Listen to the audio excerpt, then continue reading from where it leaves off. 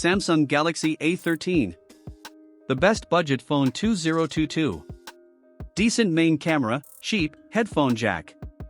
For 2022, Samsung has updated its range with several new models. Alongside the A33 and A53 is the entry-level A13. While it's just an opinion, I think it's a good-looking phone with its neat triple camera stack on the rear, which doesn't stick out, and a glossy plastic finish that's available in black, white and blue. It might be too plain for some tastes, but the minimalist design will appeal to others. It has a large, good quality screen, a big capacity battery and expandable storage, all for a tempting price. But is it worth buying? Let's dig in and find out. One quick note, in the US and some other markets Samsung also sells the A13 5G.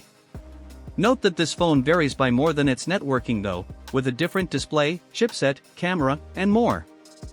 This review is specifically for the 4G version, officially simply called the Galaxy A13. Features and design. Plastic body. 5mm headphone jack. Expandable storage. As you should expect from a budget phone, construction is mainly plastic. It's great feeling and great looking plastic, mind, but fingerprints are the enemy of its smooth, glossy finish. You don't get a case in the box, so if you do decide to proceed without one, you'll have to live with those fingerprints or be constantly cleaning them off. Display. 6.6 inches IPS LCD. 1080 by 2408 pixels. 60 Hz. Protected by Gorilla Glass 5, the Galaxy A13 screen is pretty good for the price. Unfortunately, it isn't an AMOLED display as you'll find on most Samsung phones, and it isn't as good as the few budget phones that are blessed with OLED screens, but those models tend to make sacrifices elsewhere. Specs and performance. Exynos 850 chipset. 4GB RAM. 64GB storage. 4G connectivity. The Galaxy A13 uses Samsung's own Exynos 850 processor, and the bad news is that the Exynos 850 is simply very slow. Battery life and charging. 15W fast charging. No charger supplied.